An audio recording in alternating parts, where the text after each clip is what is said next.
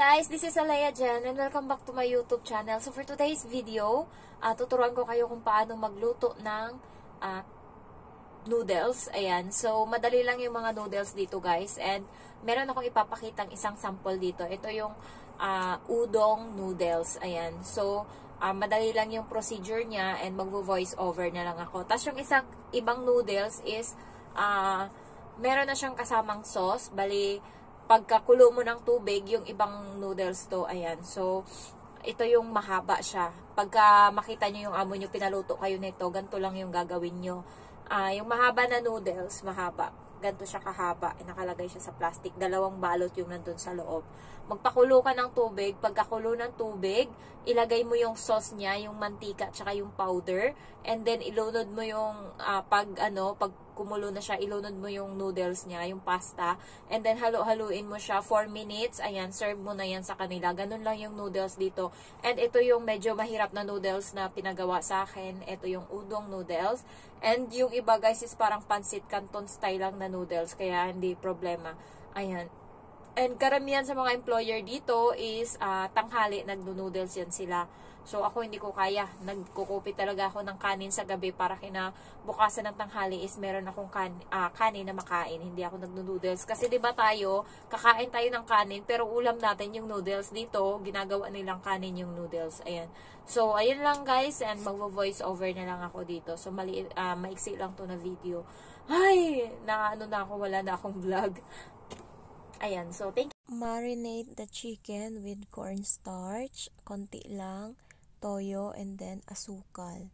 Ayan, and then i-ano mo lang siya ng ilang minutes. And then iprito mo na siya. Ayan, ganyan lang. Sorry, hindi na pakita. Prito mo siya. Hindi siya fully luto. Parang 50% lang yung luto. Yung loob niyan, hilaw. And then, pagkatapos yan is, ilagay mo na siya sa parang lagayan, and then gupit-gupitin siya. Ayan. So maliliit para madaling kainin. Ayan. Sorry.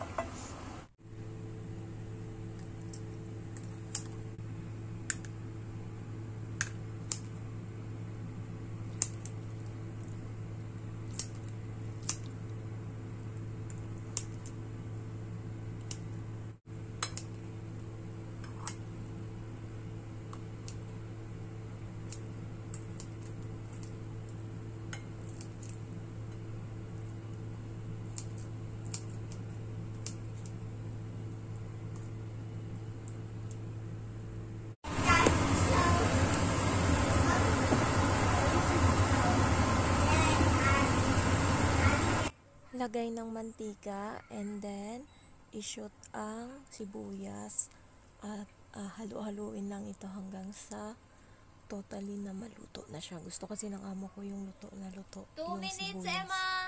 Ayan.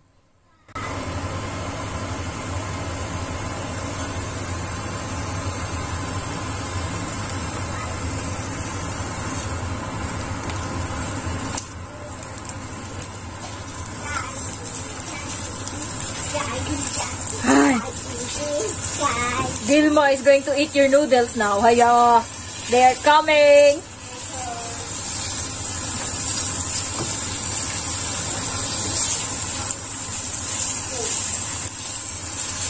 Yahoo, yahoo. Dilma, get Emma's noodles. Okay. And then, ilagay yung manok na ginupit-gupit. Ayan. And then, halu-haluin uli siya.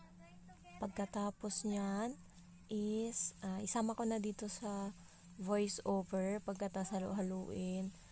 And then, ilagay yung isang clubs ng garlic. Kakagising ko lang. Garlic. And then, lagyan siya ng tubig.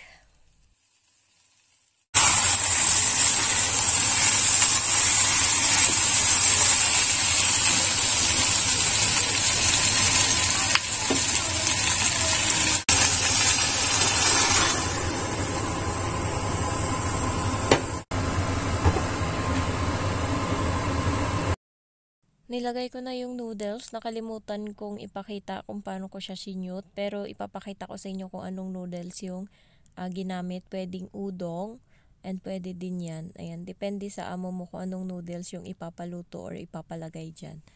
Ayan.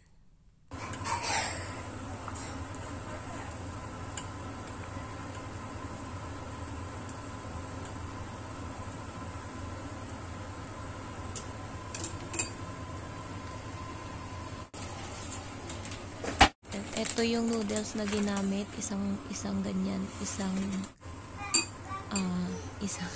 hindi ko ma-explain, basta isang ganyan, isa lang yung ilalagay.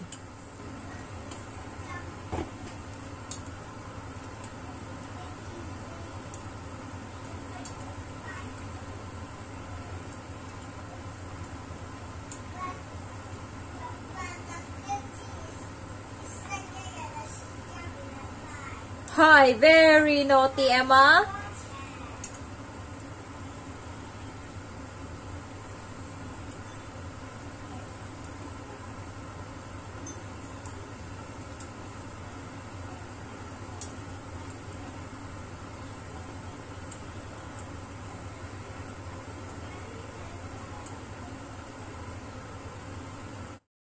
Halo-haluin lang siya. 4 minutes lang yan or 3 minutes. Pwede na yan iserve. Pagkatapos ng 4 minutes, edi ilagay mo na siya sa mangkok and ibigay mo na siya dun sa amo mo with chopsticks. Ayan, chopstick. Hi!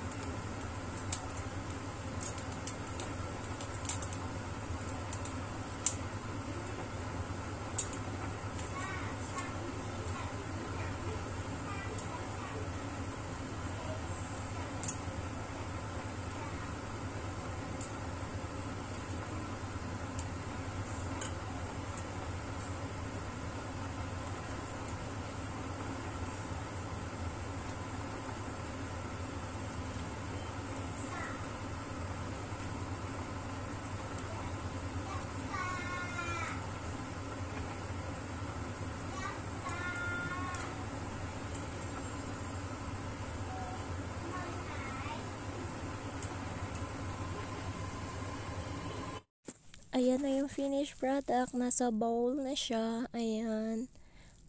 Parang ang sarap niya. Hindi ko pa siya natikman.